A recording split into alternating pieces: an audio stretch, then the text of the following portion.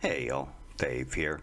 This morning I was lucky enough to wake up to a new Godless Granny video in my YouTube recommendations. At least this morning as of the time of me starting the script anyway. Which is always a good thing.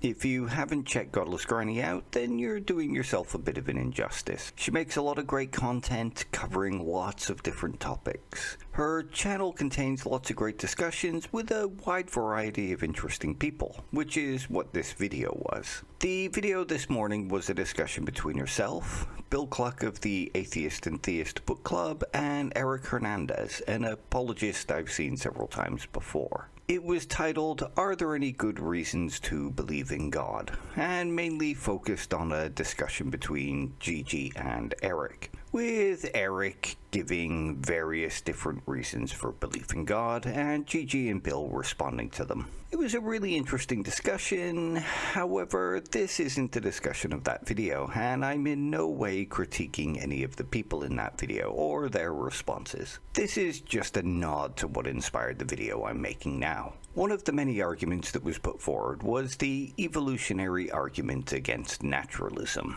which from now on I'm just going to shorten to the EAAN because I'm old and I don't have time for titles like that. Ain't nobody got time for that! The EAAN is one I've always wanted to discuss and look at, so in this video I'm going to do just that.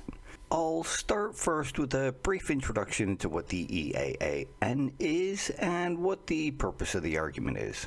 I'll try to show the kinds of moves that it makes. Then, drawing on the work of Duncan Pritchard along with the work of DeVito and McNabb, show a way that the EAAN is faulty at its core, and why we should reject the argument's attempt to get us to doubt the reliability of our reasoning capacities. Then I'll expand on some other reasons why I reject the argument, then wrap it all up. So, what is the EAAN? Plantinga's EAAN argument is a reasonably simple one. To put it in a simpler version, the argument goes a little something like this. The probability of reliable rational capacities arising under naturalism alone are incredibly low. Nothing within the theory of naturalism predicts the existence of reliable rational capacities. If we then add in the probability of reliable rational capacities arising from evolution through natural selection, that probability becomes even lower. Some reasons for this come from considering the theory of evolution through natural selection. When we think about evolution, we are thinking about an unguided process. As evolution is an unguided process, it's not aiming towards anything. Natural selection is something that happens based on fitness for survival. In other words, natural selection is something that favors survival and selects for traits that make the organism fit for survival. This means that evolution doesn't favor truth-finding capacities or even rational cognitive capacities. It doesn't exclude them, but it doesn't favor them. Consider a case like the popular rustling in the bush. Natural selection would favor the organism that believes the rustling in the bush is a tiger based on the resemblance and then runs away, rather than favoring the organism that cared more about whether or not it was actually a tiger. In other words, evolution favors the believer over the skeptic, so our cognitive capacities have evolved to favor survival over truth and truth-finding, and this is what evolution predicts. This is what the first premise of the EAAN is arguing, and what the first premise in this version of the argument on screen now is saying, and a basic rundown of why it's saying it. It is arguing that based solely on the probability given by the theories of naturalism and the theory of evolution, the existence of reliable cognitive capacities is incredibly low. It's made even lower when combined simply due to the nature of the way that probability works. It is important to understand the probabilistic argument being made because it is this that is doing most of the hard work in the argument. The rest of the argument builds from this by showing that if we accept naturalism and evolution is true, then we must accept that it's overwhelmingly probable that our rational capacities are unreliable. The EAAN then argues that what follows from this is that we must accept that all of our beliefs have been formed through unreliable cognitive capacities. Therefore, we cannot trust any of the beliefs that we have formed because they have been formed through unreliable cognitive capacities. Among these beliefs includes the belief that naturalism and evolution are true, which means that we cannot trust our beliefs that naturalism and evolution are true. If we cannot trust our beliefs that evolution is true, then we cannot accept the claim that both are true. We cannot rationally accept them as answers if we know those answers have been formed through unreliable cognitive capacities, making the belief that our cognitive capacities came about through naturalism and evolution self-defeating. Accepting them means that we must reject them, and therefore they cannot rationally be accepted as explanations for our cognitive capacities. So that's it. That's the EAAN. Like I said, it's a pretty simple argument. Understanding the moves that it's making might take a little thought. Once you grasp the moves it's making, though, you realize what a simple argument it is. The argument itself is an attempt to sweep the leg out from under the naturalist. Sweep the leg. You have a problem with that? No, Sensei. This may come as something of a surprise to some people watching this, but I actually kind of like the EAAN. Of course, I like it for very different reasons to why a theist might like it. The reasons I like it are for the same reasons that I like any other argument for global skepticism. Think of something like the brain in a vat argument, or Descartes' evil demon argument, which is essentially what the argument is, an argument for global skepticism about all of our beliefs. By showing that our ability to form true beliefs is unreliable, it casts into doubt all of our beliefs, and our ability to gain knowledge. This is something we'll focus on a little bit more in a bit, so let's move on for now. One of the reasons that I like arguments for global skepticism, or radical skepticism, is that they force us to look at our belief formation processes, the reliability of our beliefs, and at epistemology in general. Something the EAAN is clearly doing here. To some extent, arguments for radical skepticism are great equalizers in the atheist versus theist space. What do I mean by this? Well, let's take a quick look at the idea before moving on to DeVito and McNabb's response to the EAAN, as understanding what I mean here will help to understand DeVito and McNabb's response and some of the ideas that they put forward in their response. The EAAN puts forward the idea that we must have some kind of grounding for the reliability of our cognitive capacities. We must be able to give some kind of argument that gives us reason to trust that they can reliably form true beliefs and allow us to reliably obtain knowledge and truth. The theist putting forward the EAAN argues that they can do this through positing God as the grounding. If God created us for the purpose of seeking the truth about God's existence, then God will have created us with reliable cognitive capacities. Our cognitive capacities are designed and created for the purpose of gaining truth and knowledge, meaning that by presupposing the existence of God and presupposing that God has created us, and presupposing that God has created us for the purpose of seeking a relationship with Him, we can presuppose that God would have created us with reliable cognitive capacities. After all, we would need reliable cognitive capacities to discover truths about God and God's existence and reliably form those truths. So, presupposing God solves the problem, right? Well, let's rewind the dial a bit here. Remember, the argument is that we must be able to give a grounding for why our cognitive capacities are reliable and trustable before we can accept and trust the information our cognitive capacities give us. If the theist putting this argument forward expects us to justify the reliability of our cognitive capacities before they can trust the reliability of our beliefs, then so too must the theist putting the argument forward. How would one go about that task, though?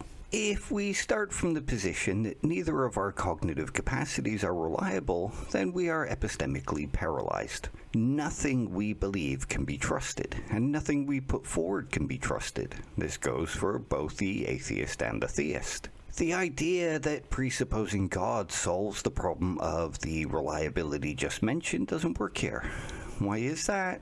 Well, if I can't trust that any of my beliefs were formed reliably, and can't trust that any of my beliefs are reliable, then I can't trust that I know what I think the theist is saying. I can't trust that I'm reliably interpreting what any of the words mean. Neither can the theist, though. If their cognitive capacities can't be trusted, then they can't trust that what they believe their words mean is what their words mean. This means that neither of us can trust that the sentences we string together to give a reason to trust our cognitive capacities are what they mean. After all, they were formed with cognitive capacities that we can't trust yet. If we can't trust that the sentences mean what they mean, then we can't trust the conclusion that comes from them. The conclusion was formed using words we can't trust that we know how to use or what they mean. So any conclusion that follows suffers the same problem. Plus, the conclusion was formed using cognitive capacities that we haven't justified trusting yet, meaning the conclusion can't be trusted either yet. You can see the problem here, can't you? By starting from the position that our cognitive capacities are unreliable, and their reliability must be justified before we can trust them, neither the atheist nor the theist can begin to justify their use of reason. We cannot even justify beginning the discussion. So what does this mean for the discussion? This means that to even begin to assess arguments about our rational capacities, we have to accept that we have them, and that they work well enough to assess the arguments. The reliability of them is something that we have to presuppose, because presupposing they work is what allows us to do the rational inquiry. These are what Duncan Pritchard refers to as hinge commitments in his 2023 paper, Hinge Commitments and Trust.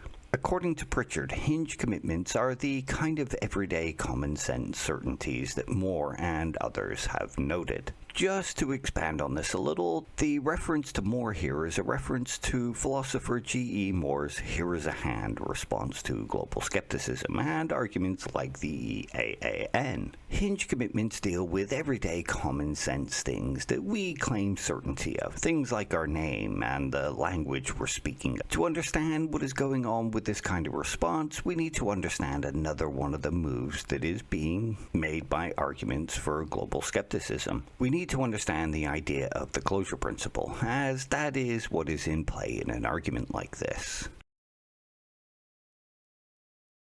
To put it in a simple way, the closure principle is the idea that knowledge must be rationally grounded. In order to know that something is a fact, you need to have a grounding for that belief. Let's take a look at DeVito and McNabb here for an explanation. The closure principle, when put in slightly technical jargon, goes something like this. If S has rational grounded knowledge that P, and S knows that P entails Q, then S has rational grounded knowledge that Q. The brain in a vat argument was mentioned earlier, and it's what DeVito and McNabb use in their paper to explain the idea. So we'll use that here too, along with an example mentioned previously, Moore's "Here is a Hand" argument. In order to know that I have hands, I have to have rationally grounded knowledge that I am not a brain in a vat. After all, it could be the case that I am actually a brain in a vat in a mad scientist laboratory that is hooked up to a supercomputer feeding me all of my experiences. My hands may not be real. It could be the case that nothing of my experiences are real. So, in order to know that I have hands, I need to have rationally grounded knowledge that I am not a brain in a vat. If I cannot produce rationally grounded knowledge that I am not a brain in a vat, then I cannot know that I have hands. The EAAN uses a similar form of argumentation and makes similar moves to this brain in a vat argument, arguing that without rational grounding for the reliability of our cognitive faculties, we cannot consider any of the information they produce to be reliable. In the same sense that I cannot know I have hands if I do not know I am not a brain in a vat. I cannot know some fact F if I cannot ground the obtaining of that fact in reliable cognitive faculties. If our cognitive capacities are unreliable, then everything they produce will be unreliable.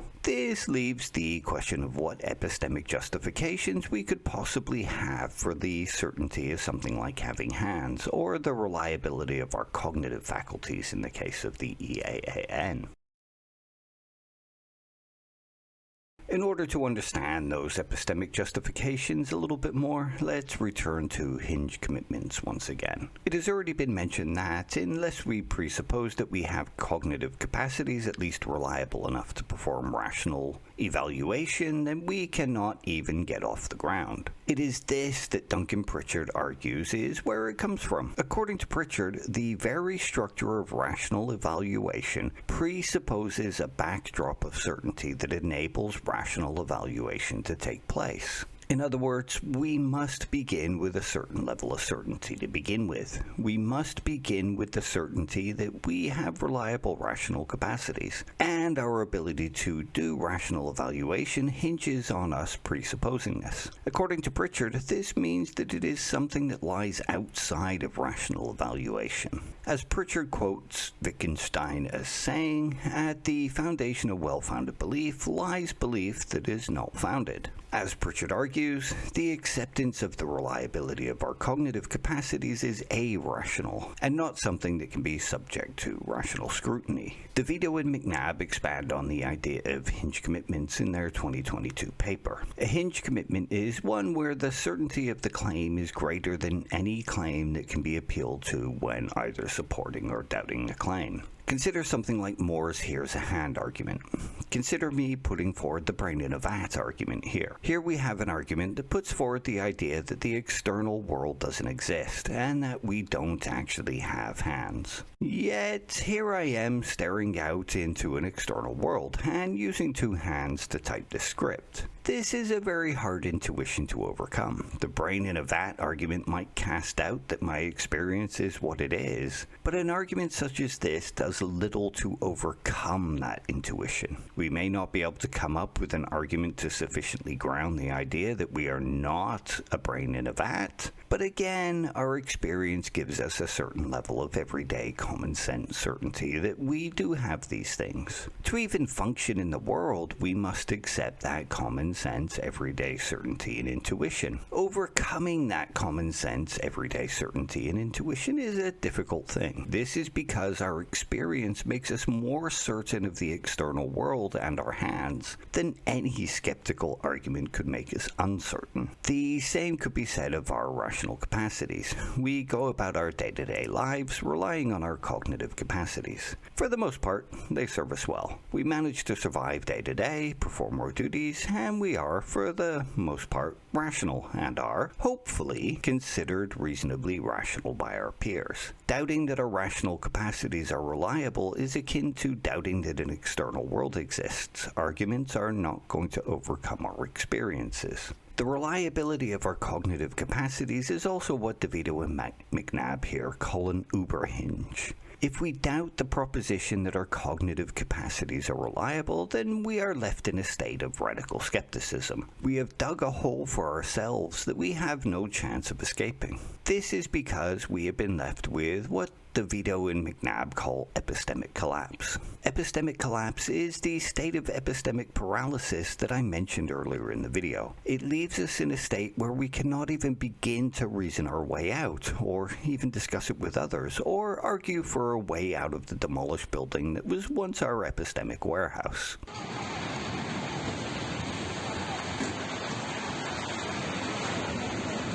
These are all things that we have to presuppose are true simply in order to navigate our lives, or to begin exploring the reliability of our cognitive capacities, or our senses. Hell, one of the reasons that we know our cognitive capacities and our senses are unreliable is because we also know of situations where they have been reliable.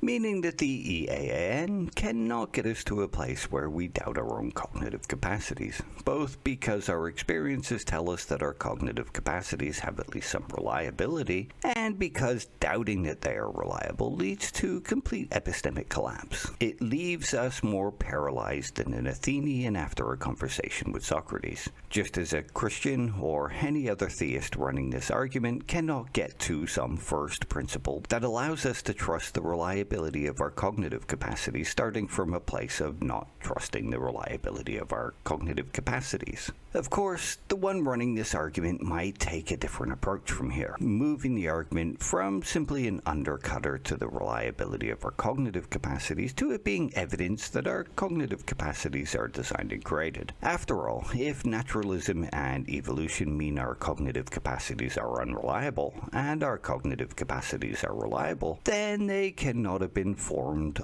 from naturalism and evolution. So, as our cognitive capacities are reliable when it comes to forming true beliefs and knowledge, and theism argues that we should expect to see reliable cognitive capacities, then our cognitive capacities being reliable are evidence for theism. The problem with this, though, is twofold. Firstly, it's not an all things considered approach. It ignores the idea that in order to be successful at survival, we need cognitive capacities that are reliable enough to allow us to survive. Imagine if we could not reliably form true beliefs based on our experiences. How would that affect our survival? Well, we could never form true beliefs about what is safe and what is poisonous to us, or what animals will and will not harm us. Even from these two examples, we can see how reliable cognitive capacities are a necessity as far as survival is concerned. Of course, this does not mean that they have to be reliable 100% of the time. Sometimes survival might mean forming false beliefs, such as forming a belief that there is a tiger waiting to pounce in the rustling bush. Other times, though, survival means needing the ability to form true beliefs. The ones that form the right true beliefs necessary for survival are the ones that are selected for. Secondly, this is how things are in the world. We humans are terrible at forming true beliefs. Think of the number of conspiracy theories that are out there, the rejection of certain scientific theories, the number of false religions and false gods that humans have believed in, people believing the earth is flat, and so many more. Everyone has a whole bunch of false beliefs, meaning that what we see in humans is exactly what we would expect to see in the case of a brain that is evolved where survival is the driving factor for selection. Especially when we also take into account the heuristic nature of our thinking and the cognitive biases that we all have hardwired into our brain. The theist can argue here that our brains being designed for truth and with reliable cognitive capacities doesn't mean that we can't get stuff wrong, and they do argue this. However, this means that they have some explaining to do. They then have to posit an argument showing why our cognitive capacities are not particularly reliable, and why so many people are so prone to believing false things, including Christians. Being a Christian, or believing that our cognitive capacities are created, does nothing to make us better thinkers, or our belief formation any more reliable. Just as believing we are critical thinkers or skeptics does nothing to make us better thinkers, or our belief formation any more reliable. While accepting that we are evolved, and that our brains have evolved with limited reliability and limited rationality, does not need an extra argument on top to align how the world is, and what we see, with what we believe. Unlike anyone putting forward the idea that our cognitive capacities have been created with reliable truth formation in mind. So, what can we take from all this? The first and most obvious thing to take is that the EAAN is not an argument that can get us to doubt the reliability of our cognitive capacities. As shown by Pritchard, as well as DeVito and McNabb, their reliability is simply not something we can start from a position of not trusting. We cannot begin with the idea that they are unreliable, and then create some kind of first principles argument that allows us to trust our cognitive capacities. Starting from a place of not trusting our cognitive capacities leads to a complete epistemic collapse. It is the equivalent of an epistemic scorched earth policy. This scorched earth policy extends to getting the atheist to doubt the reliability of our cognitive capacities. Once the atheist is in that position, there is nothing the one putting this argument forward can do to get back to a place of discussion, at least not without ignoring the conclusion of the argument, and simply granting the atheist that their cognitive capacities are at least reliable enough to understand what the believer is saying and their ability to parse the argument. We can also take from this that regardless of what we believe about the reliability of our cognitive capacities makes no difference to the reliability of our cognitive capacities. Believing that they were created to be reliable and for truth formation makes no difference to how reliable they are, or to our ability to form truths. Christians and atheists alike come to some false beliefs, just as they come to some true beliefs, which is something else that can be taken from this.